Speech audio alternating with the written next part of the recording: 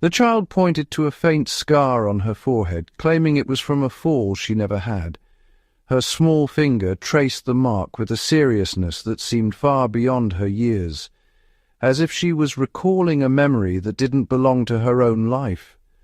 The story she told was vivid, filled with details of a tumble down stone steps, the sharp pain, the blood.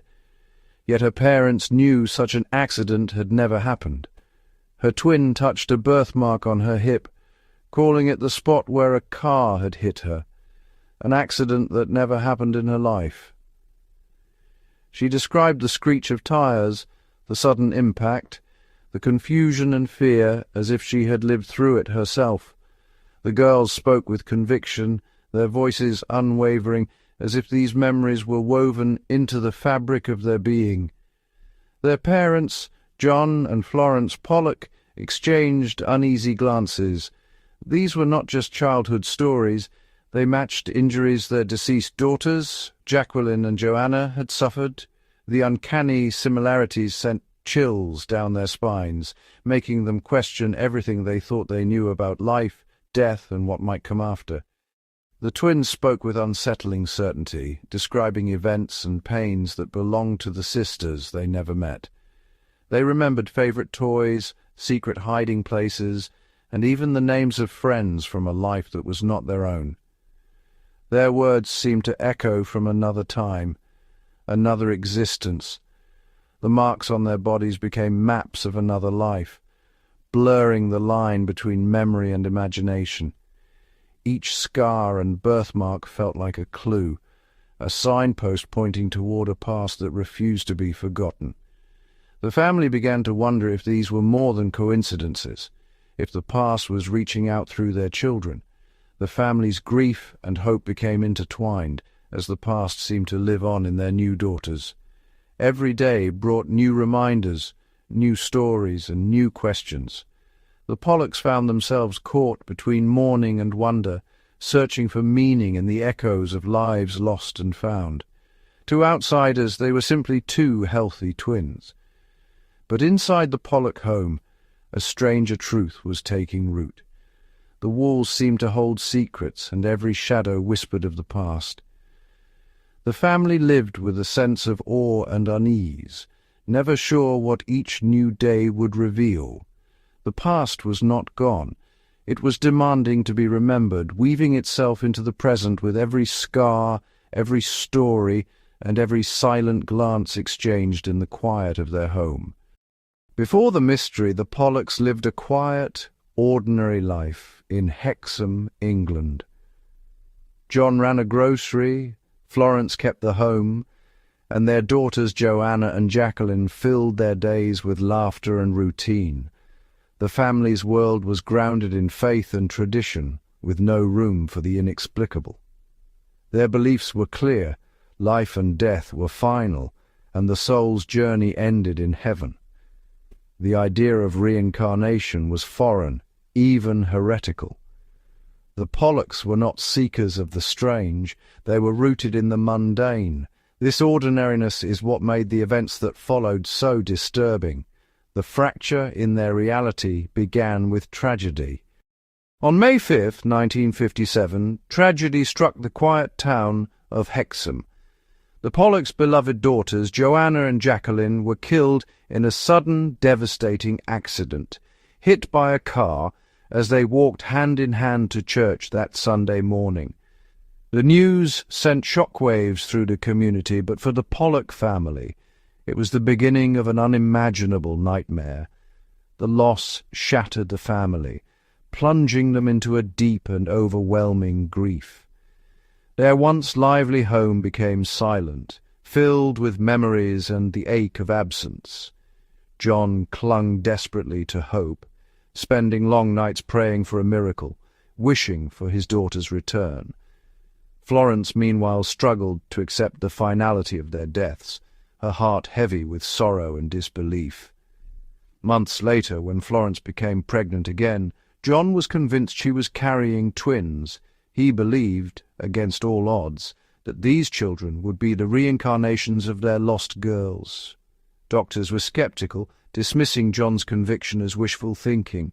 But on October 4th, 1958, Florence gave birth to twin girls, Gillian and Jennifer, astonishing everyone. The odds of such an event were incredibly slim, yet the coincidence was impossible to ignore.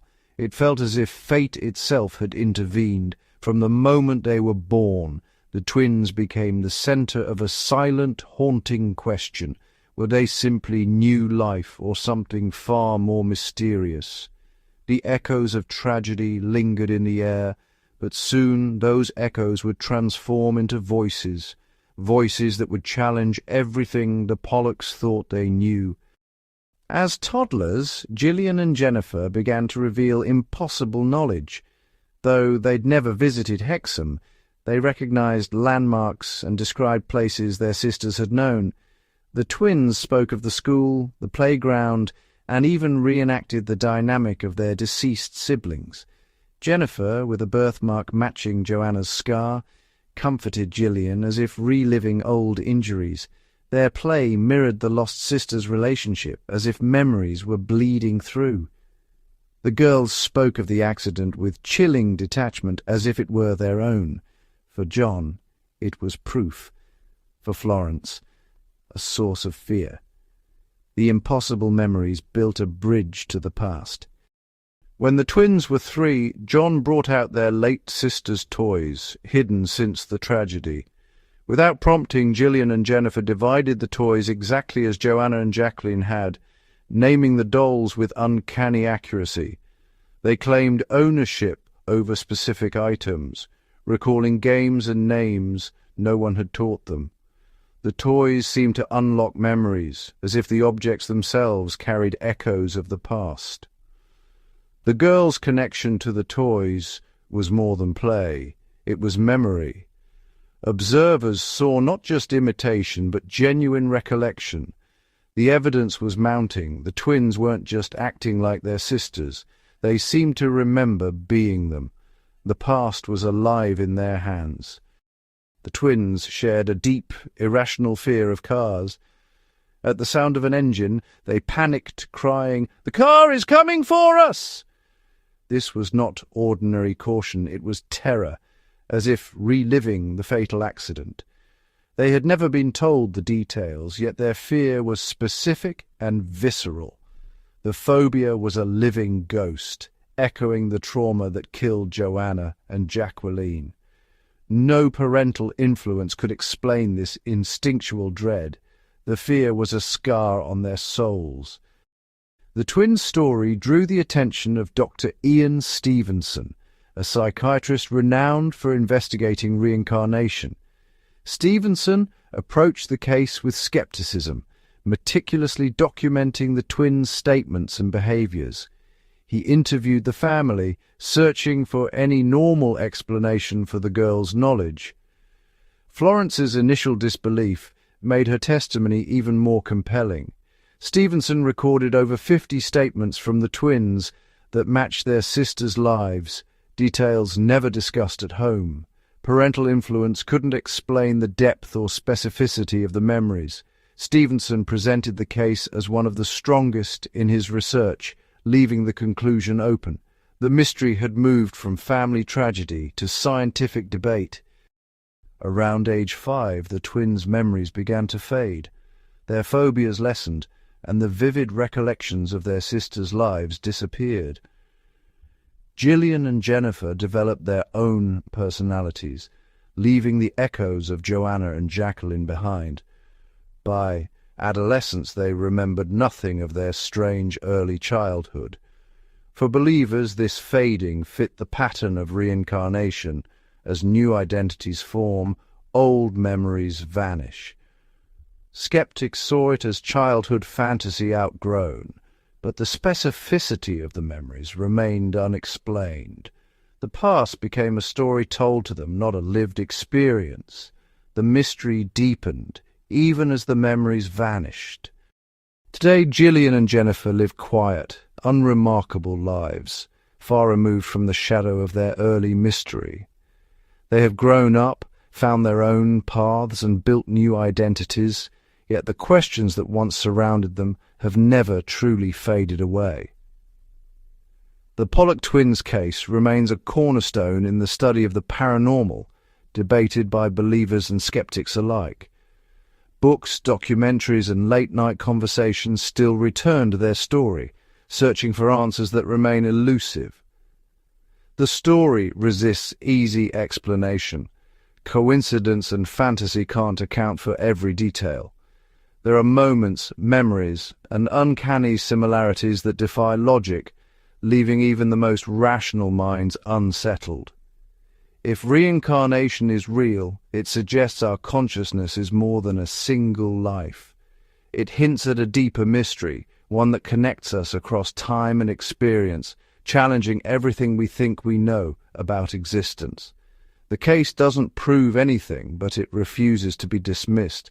It lingers in the background, a puzzle with missing pieces, inviting us to look closer. It forces us to confront what we believe about memory, identity, and the soul.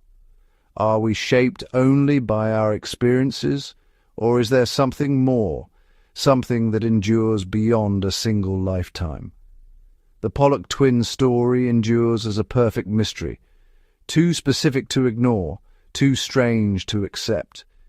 It sits at the edge of science and faith, daring us to question the boundaries of reality. If a life can leave an echo, what part of you is truly your own? In the end, the question lingers, haunting, unresolved, and endlessly fascinating.